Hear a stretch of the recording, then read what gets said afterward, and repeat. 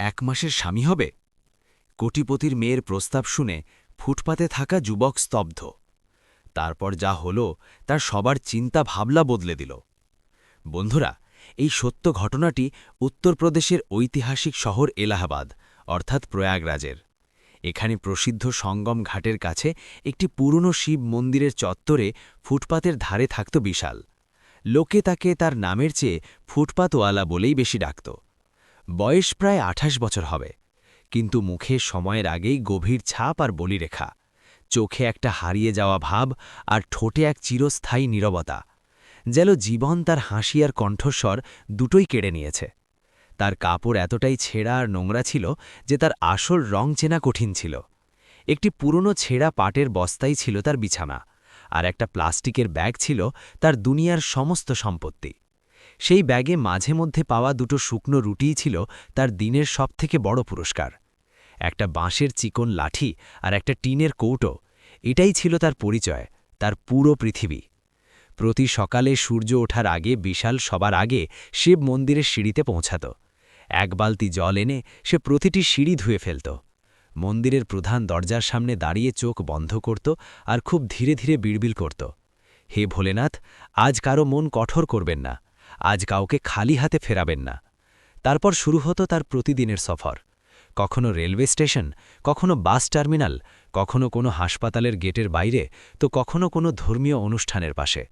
মানুষ তাকে দেখত আর হয় নজর সরিয়ে নিত, অথবা পকেট থেকে 2 টাকার একটা কয়েন বের করে দূর থেকে ছুঁড়ে মারত, যেন সে কোনো মানুষ নয়, বরং রাস্তার কোনো অনাকাঙ্ক্ষিত নোংরা জিনিস। কেউ জানত না যে বিশাল কখনো ভিক্ষা করার জন্য জন্মানো হয়নি। পরিস্থিতির নিষ্ঠুর জাতাকলে পিষ্ট হয়ে সে ধীরে ধীরে এই মোড়ে এসে দাঁড়িয়েছে, যেখানে মানুষ নিজের পরিচয় হারিয়ে ফেলে আর শুধু এক পরিস্থিতির শিকার হয়ে রয়ে যায়। সে ধীরে ধীরে মন্দিরের দিকে এগিয়ে চলল। বিশালও মাথা তুলে তাকে দেখল আর সাথে সাথে চোখ নামিয়ে নিল। তার মনে হলো সেও হয়তো আর সব ধনীদের মতোই হবে। 2 মিনিট মন্দিরে মাথা ঠেকাবে, কোনো গরিবের সাথে ছবি তুলে সমাজ সেবার নাম কামাবে, কিছু নোট ছুঁড়ে মারবে আর চলে যাবে। কিন্তু সেই তরুণী সরাসরি বিশালের সামনে এসে দাঁড়িয়ে পড়ল। বিশালের বুক ধরফর করতে লাগল। তোমার নাম কি? তার কণ্ঠস্বরে ছিল এক অদ্ভুত গাম্ভীর্য, না অহংকার না দয়া, শুধু একটা সরাসরি প্রশ্ন। বিশাল ঘাবড়ে গেল। আপনি যা খুশি বলতে পারেন ম্যাডাম, লোকে তো ফুটপাতওয়ালা বলেই ডাকে। মেয়েটি সরাসরি তার চোখের দিকে তাকিয়ে বলল, না, তোমার আসল নাম। বিশাল এই প্রথম কোনো ধনী ঘরের মেয়ের চোখের দিকে সরাসরি তাকাল। সেখানে সে কোনো ঘৃণা বা উপহাস দেখতে পেল না। সে নিচু স্বরে বলল, বিশাল। ম্যাসিদিনো বিশাল মন্দিরের কাছের সেই ফুটপাতে বসেছিল। সকালের হালকা রোদ বাড়ছিল। বাতাসে ঘাট থেকে আসা নদীর মেঠো গন্ধ, আগরবাতির ধোঁয়া আর রাস্তার ধুলো সব মিলেমিশে একাকার হয়েছিল। মানুষ নিজের নিজের কাজে ব্যস্ত ছিল। ঠিক তখনই হঠাৎ সরু গলির মুখে দামি দামি এসইউভি গাড়ির একটা বহর এসে থামল। চকচকে কালো আর সাদা গাড়ি, আগে পিছে কালো স্যুট পরা নিরাপত্তা রক্ষী, যাদের কানে তার লাগানো ছিল। আর মুহূর্তের মধ্যে পুরো এলাকায় শোরগোল পড়ে গেল। এই গরিব বস্তির মানুষ এমন দৃশ্যে অভ্যস্ত ছিল না। সবাই নিজের কাজ ছেড়ে দেখতে লাগল যে আসলে ব্যাপার কি। তখনই মাঝের সবথেকে বিলাসবহুল গাড়িটির দরজা খুলল আর সেখান থেকে এক তরুণী নামল। সে গাঢ় নীল রঙের সুতির শাড়ি পরেছিল, যা সাধারণ হলেও অনেক দামি লাগছিল। মুখে নামমাত্র মেকআপ, হাঁটাচলার মধ্যে এক অদ্ভুত গাম্ভীর্য আর শালীনতা, কিন্তু চোখে এক গভীর যন্ত্রণাময় ক্লান্তি লুকিয়েছিল। সে যে ধনী ছিল তা তার প্রতিটি ভঙ্গিতে ফুটে উঠছিল, কিন্তু তার চোখে সেই অহংকার ছিল না যা সাধারণত এমন ঘরের মানুষদের মধ্যে দেখা যায়। তার দৃষ্টি ছিল ভারাক্রান্ত, যেন সে অনেক কিছু দেখে ফেলেছে, অনেক কিছু সহ্য করেছে। মেয়েটি কিছুক্ষণ চুপ রইল, যেন তার চেহারাটা পড়ার চেষ্টা করছে, তার ভেতরের সত্তাটাকে দেখছে। তারপর হঠাৎ সে এমন এক প্রশ্ন করল যা বিশালকে ভেতর থেকে নাড়িয়ে দিল। 1 মাসের জন্য আমার স্বামী হবে? বিশালের মনে হল যেন তার কান তাকে ধোঁকা দিয়েছে। আশেপাশে দাঁড়িয়ে থাকা মানুষগুলো প্রথমে চুপ হয়ে গেল, তারপর কানাঘুষি আর হালকা হাসাহাসি শুরু হলো। কেউ বলল, ম্যাডাম মজা করছেন। কেউ বলল, ধনী মানুষদের শখও বিচিত্র হয়। বিশালের মুখ লাল হয়ে গেল। প্রথমবার সে রাগে তার টিনের কৌটোটা মাটিতে আছাড় দিল। আমি গরিব, কিন্তু তামাশা নই। তার কণ্ঠস্বর কাঁপছিল। যদি দান করার হয় তো করুন, তামাশা বানাবেন না। মেয়েটির মুখে কোনো হাসি এলো না, সে একেবারেই গম্ভীর ছিল। সে তার হ্যান্ডব্যাগ থেকে একটা ফাইল বের করে বিশালের সামনে রাখল, সাথে একটা চেক। এটা একটা চুক্তি, সে বলল, আর এটা ৫০ লাখ টাকা, ১ মাসের জন্য শুধু দেখানোর বিয়ে। বিশালের হাত কাঁপতে লাগল। ৫০ লাখ টাকা! সে জীবনে এত টাকা স্বপ্নেও দেখেনি। কিন্তু তার চেয়েও বড় বিস্ময় ছিল এই যে কোনো মানুষ এত অদ্ভুত প্রস্তাব কিভাবে দিতে পারে। আপনি আপনি কি পাগল? বিশাল বলল। আমি ফুটপাতে থাকি, আমার কাছে কিছুই নেই। মেয়েটির চোখ হঠাৎ ভরে এলো। প্রথমবার তার মুখোশ খুলে পড়ল। আমার কাছে সব কিছু আছে, সে বলল। টাকা, নাম, সম্মান, কিন্তু আমার কাছে সময় নেই। বিশাল চুপ হয়ে গেল। ১ মাস পর আমরা আলাদা হয়ে যাব, সে আরও বলল। তুমি তোমার টাকা পেয়ে যাবে, কোনো প্রশ্ন করা হবে না। আর যদি আমি না করে দিই? বিশাল জিজ্ঞেস করল।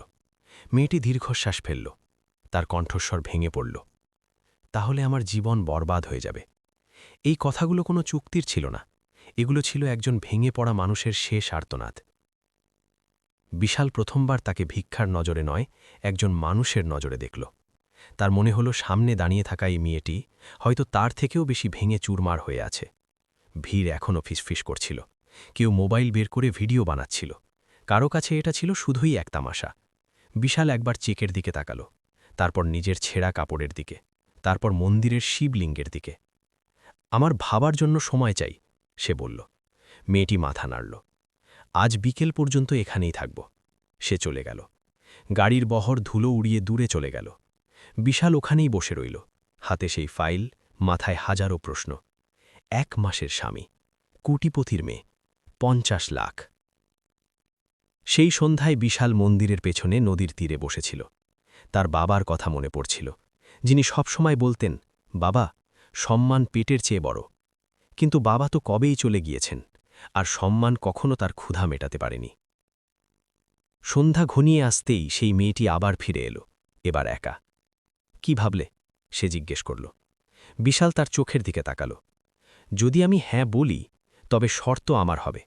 মেয়েটি অবাক হল। কেমন শর্ত? বিশাল বলল, আপনি আমাকে মানুষ মনে করবেন, চাকর নয়, ভিক্ষুক নয়। আর যদি একবারও আপনি আমাকে ছোট করেন, আমি সেই মুহূর্তেই চলে যাব। মেয়েটির চোখ দিয়ে জল গড়িয়ে পড়ল। মঞ্জুর। বিশাল জীবনে প্রথমবার কোনো ধনী মানুষের সামনে হাত বাড়াল না, সে শুধু মাথা নাড়ল। সে কি জানত যে এই ১ মাস তার আর সেই মেয়েটির জীবন চিরদিনের জন্য বদলে দেবে? আর আসল ঝড় তো এখন শুরু হতে চলেছিল। পরদিন সকাল বিশালের কাছে কোনো স্বপ্নের চেয়ে কম ছিল না। মন্দিরের কাছে সেই একই গাড়ি এসে থামল, কিন্তু এবার মানুষের নজর ছিল আগের চেয়েও অনেক বেশি উৎসুক। কালকের ঘটনা বস্তিতে আগুনের মতো ছড়িয়ে পড়ে সবাইকে চমকে দিয়েছিল। কোটিপতির মেয়ে ফুটপাতওয়ালার সাথে বিয়ে করবে? কেউ হাসছিল, কেউ গালি দিচ্ছিল, আবার কেউ হিংসায় জ্বলে পুড়ে মরছিল। বিশাল যখন গাড়ির কাছে পৌঁছাল, তার পায়ে আজও সেই ছেঁড়া চটি ছিল, কিন্তু তার হাঁটার মধ্যে দ্বিধা কম আর এক অদ্ভুত আত্মসম্মান বেশি ছিল। মেয়েটি গাড়ি থেকে নামল। আজ সে হালকা গোলাপি রঙের সালোয়ার কামিজ পরেছিল। মুখে ক্লান্তি ছিল, কিন্তু দৃষ্টি ছিল সোজা। চলো, সে জিজ্ঞেস করল। বিশাল শুধু মাথা নাড়ল। গাড়ি শহরের সবথেকে দামি আর অভিজাত এলাকার দিকে এগিয়ে চলল। বাইরের পৃথিবী বদলে যাচ্ছিল। ভাঙা রাস্তা, নোংরা নর্দমা, বস্তি সব পেছনে পড়ে যাচ্ছিল, আর সেগুলোর জায়গায় আসছিল চওড়া রাস্তা, উঁচু উঁচু অট্টালিকাওয়ালা বাংলো আর ঝকঝকে শোরুম। বিশাল জানালার বাইরে তাকিয়েছিল, যেন অন্য কোনো দেশে চলে এসেছে। কিছুক্ষণ পর গাড়ি একটা বিশাল লোহার গেটের সামনে থামল। উঁচু দেওয়াল, সাদা উর্দি পরা সিকিউরিটি গার্ড, চারদিকে ক্যামেরা।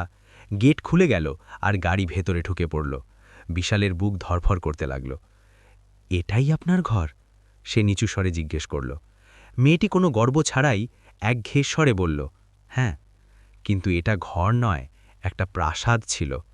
প্রতিটি জিনিস ঝকঝকে পরিষ্কার, সাজানো গোছানো। চাকররা এক লাইনে দাঁড়িয়েছিল। বিশাল গাড়ি থেকে নামতেই সবার নজর তার ওপর গিয়ে পড়ল। কেউ ঘৃণার চোখে দেখল, কেউ অবাক হয়ে, আর কেউ যেন তাকে দেখেইনি। একজন চাকর ফিসফিস করে বলল, এটাই সে? বিশাল শুনল, কিন্তু চুপ করে রইল। মেয়েটির সামনে এগিয়ে গিয়ে বলল, সবাই শুনে নাও, ইনি বিশাল, আর আগামী 1 মাস পর্যন্ত ইনি এই বাড়ির জামাই। তার কণ্ঠস্বরে কোনো জড়তা ছিল না কোনো লজ্জা। কিন্তু বাড়ির পরিবেশ থমথমে হয়ে গেল। ভেতরে ঢুকতেই একটা গর্জন করা কণ্ঠস্বর প্রতিধ্বনিত হল, এসব কি তামাশা? সামনে একজন লোক দাঁড়িয়েছিলেন, শক্ত মুখ, দামি সিল্কের পাঞ্জাবি, চোখে সীমাহীন অহংকার। আদ্যার বাবা বিজয় মালিক। পাপা, আদ্যা বলতে চাইল। চুপ! সে আদ্যাকে মাঝপথেই থামিয়ে দিল। তারপর বিশালের দিকে তাকিয়ে বলল, তোমার কত টাকা চাই, একটা অঙ্ক বলো। বিশালের বুকে যেন আগুন জ্বলে উঠল। সে সরাসরি জবাব দিল, যা ঠিক হয়েছে সেটুকুই। বিজয় মালিক হাসলেন, এক ফুটপাতে ঘুমানো মানুষ আর এত তেজ? আদ্যা, এই দিন দেখার জন্যই কি আমি তোমায় মানুষ করেছি? আদ্যার চোখ ভরে এলো। পাপা, এটা আমার সিদ্ধান্ত। তোমার সিদ্ধান্ত? সে বিদ্রূপ করল। তুমি ভুলে যাচ্ছ যে এই বাড়ি কার। বিশাল প্রথমবার অনুভব করল যে ধনিত্ব শুধু টাকার নয়, কণ্ঠস্বরেরও হয়। সেই দিনই বিশালকে একটা ঘর দেখানো হলো, শীতাতপ নিয়ন্ত্রিত বিশাল ঘর, বড় বড় জানালা।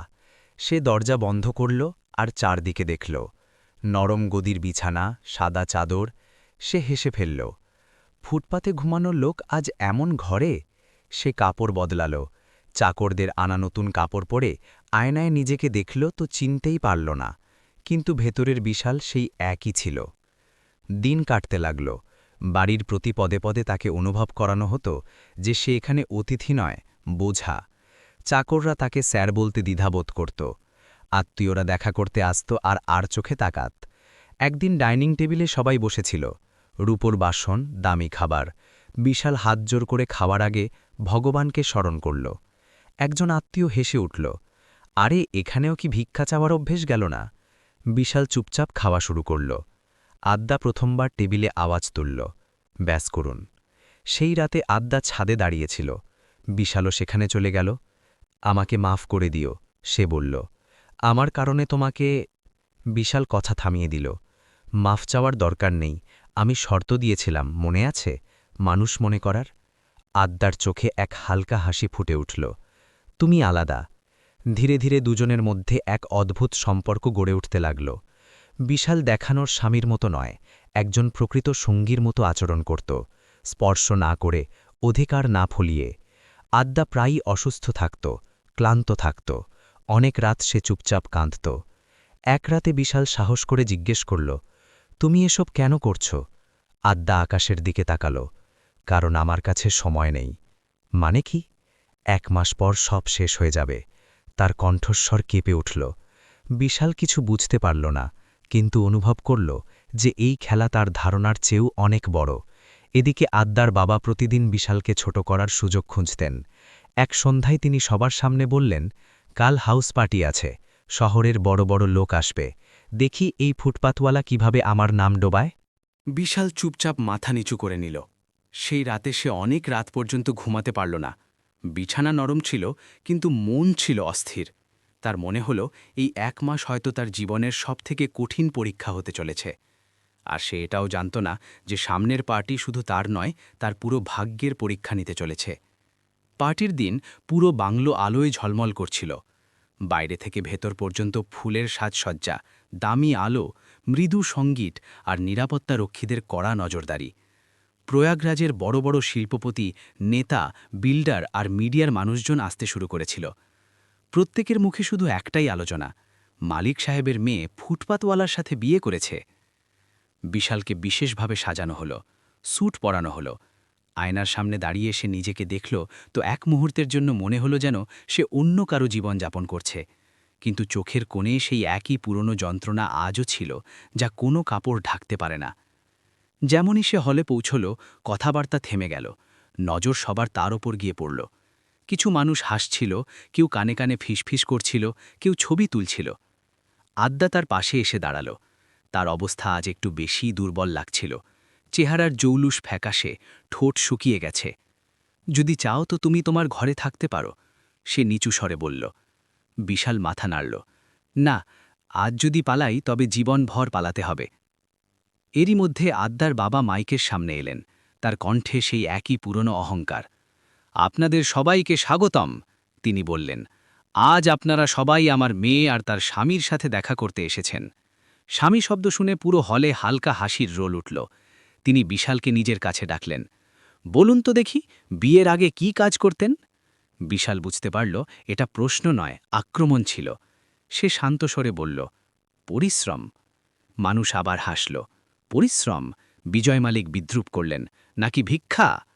আদ্যা কিছু বলতে চেয়েছিল, কিন্তু বিশাল আলতো করে তার হাত আটকে দিল। ভিক্ষাও পরিশ্রমী, বিশাল বলল, যদি মানুষ নিরুপায় হয়। হলে নীরবতা নেমে এলো। প্রথমবার কেউ তার প্রশ্নের এত সরাসরি জবাব দিল। কিন্তু বিজয় মালিক কি আর থামার পাত্র ছিলেন? আচ্ছা, তো বলুন, আপনার পড়াশোনা কতদূর?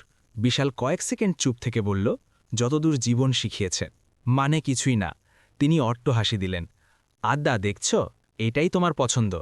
তখনই একজন সাংবাদিক চিৎকার করে উঠল, এই বিয়ে কি শুধু টাকার জন্য? এই প্রশ্ন তীরের মতো লাগল। বিশালের ধৈর্যের বাঁধ ভেঙে যাচ্ছিল। সে চারদিকে তাকালো। মিথ্যে হাসি, লোক দেখানো জাঁকজমক। হঠাৎ তার বাবার মুখ মনে পড়ল, যিনি খালি পেটে থেকেও তাকে সত্য কথা বলা শিখিয়েছিলেন। সে মাইক নিজের হাতে তুলে নিল। আপনারা সবাই জানতে চান আমি কে? তার কণ্ঠস্বর কাঁপছিল, কিন্তু শব্দগুলো ছিল স্পষ্ট। তো শুনুন। হলের ক্যামেরাগুলো অন হয়ে গেল। আমিও কখনো আপনাদের মতোই চেয়ারে বসা মানুষ ছিলাম। শিক্ষিত, স্বপ্ন দেখা মানুষ। আমি ইঞ্জিনিয়ারিং পড়েছি, টপ করেছি, একটা ভালো কোম্পানিতে চাকরি পেয়েছিলাম, কিন্তু সততার দাম দিতে হয়েছে। আমাকে বলা হয়েছিল কোম্পানির ভুল টেন্ডারে সই করতে। আমি মানা করেছিলাম। ফলাফল, আমার উপর মিথ্যে মামলা দেওয়া হলো, চাকরি কেড়ে নেওয়া হলো, সমাজ মুখ ফিরিয়ে নিল। হলে পিন পতন নীরবতা। আদ্যার চোখ বড় বড় হয়ে গেল। আমার বাবা অসুস্থ হয়ে পড়লেন। চিকিৎসার জন্য দাঁড়ে দাঁড়ে ঘুরেছি। সেই সিস্টেমের দরজায় কড়া নেড়েছি, যার সেবা করতে চেয়েছিলাম, কিন্তু কেউ শোনেনি। বিশালের চোখ দিয়ে জল পড়তে লাগল। সেদিন আমার বাবা বিনা চিকিৎসায় চলে গেলেন। তারপর বিশাল বলল, আমার লড়াই করার শক্তি আর অবশিষ্ট ছিল না। আমি ভেঙে পড়েছিলাম, আর ভেঙে যাওয়া মানুষ প্রায়ই রাস্তায় পাওয়া যায়। কারো গলা দিয়ে কোনো আওয়াজ বের হচ্ছিল না। আদ্যা কাঁদতে কাঁদতে তার পাশে চলে এলো। ব্যাস করো, এবার থামো। বিশাল মাইক নামিয়ে রাখল। এবার আপনারা ঠিক করুন, সে বলল, আমি ভিক্ষুক নাকি সেই মানুষ যাকে পরিস্থিতি এখানে এনে দাঁড় করিয়েছে? বিজয় মালিক কিছু বলতে যাবেন, ঠিক তখনই আদ্যা হঠাৎ তোলে উঠল। আদ্যা! বিশাল তাকে ধরে ফেলল। সে অজ্ঞান হয়ে বিশালের কোলে লুটিয়ে পড়ল। হলে হুড়োহুড়ি পড়ে গেল। ডাক্তার ডাকা হলো। মানুষজন পিছিয়ে যেতে লাগল। মিডিয়ার ক্যামেরা বন্ধ হয়ে গেল। কিছুক্ষণ পর ডাক্তার গম্ভীর স্বরে বললেন, তার মারাত্মক অসুখ হয়েছে বোন ক্যান্সার, শেষ পর্যায়ে। অতিরিক্ত মানসিক চাপ তার জন্য বিপজ্জনক। বিশাল যেন পাথর হয়ে গেল। আদ্যার বাবা প্রথমবার চেয়ারে বসে পড়লেন। তার মাথা নিচু হয়ে গেল। রাত গভীর হয়ে গিয়েছিল। হাসপাতালের ঘরে মেশিনের শব্দ হচ্ছিল।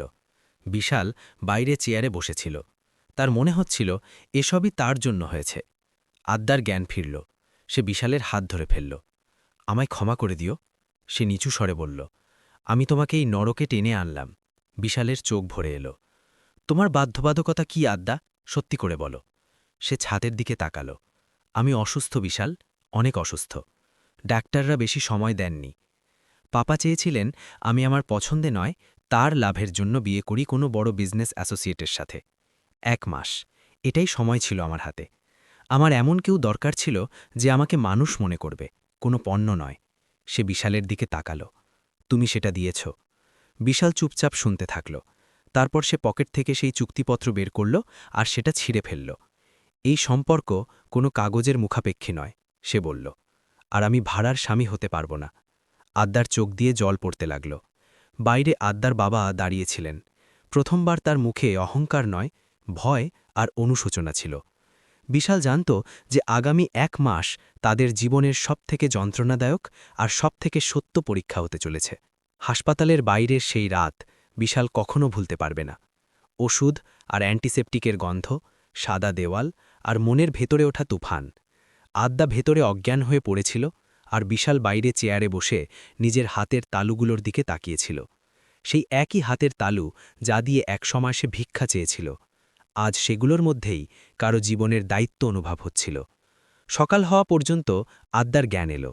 ডাক্তাররা পরিষ্কার ভাষায় বলে দিলেন, অসুখ শেষ পর্যায়ে। চিকিৎসা শুধু সময় বাড়াতে পারে, জীবন নয়। আদ্যার বাবা চুপচাপ করিডোরে দাঁড়িয়েছিলেন। সেই মানুষটি যিনি কাল পর্যন্ত বিশালকে ফুটপাতওয়ালা বলে অপমান করছিলেন, আজ কোনো ভেঙে পড়া মানুষের মতো দেওয়ালে হেলান দিয়ে দাঁড়িয়েছিলেন। বিশাল তার কাছে গেল। ডাক্তারের সাথে কথা হয়েছে। তিনি কিছু বলতে পারলেন না, শুধু মাথা নাড়লেন। সেই দিনের পর সব বদলে গেল। বাংলোর জাঁকজমক, পার্টি, লোক দেখানো সব অর্থহীন মনে হতে লাগল। আদ্যাকে বাড়ি নিয়ে আসা হলো। ডাক্তার, নার্স, ওষুধ সব ছিল, কিন্তু সবথেকে বেশি সময় বিশাল তার পাশে থাকত। সে তাকে খাইয়ে দিত, সময়মতো ওষুধ দিত, আর সবথেকে বড় কথা, তার কথা শুনত। কোনো পরামর্শ ছাড়াই, কোনো উপদেশ ছাড়াই। একদিন আদ্যা এক চিলতে হাসি দিয়ে বলল, তুমি জানো বিশাল, এই বাড়িতে আমি কখনো শান্তি পাইনি। এখানে সব কিছু ছিল, কিন্তু প্রতিটি সম্পর্ক কোনো না কোনো লাভের সাথে জড়িত ছিল। তুমি প্রথম মানুষ যে আমার কাছে কিছু চায়নি। বিশালের চোখ ভরে এলো। আমিও জীবনের কাছে অনেক কিছু চেয়েছিলাম, সে বলল, কিন্তু পাইনি। হয়তো তাই এখন চাওয়া ভুলে গিয়েছি।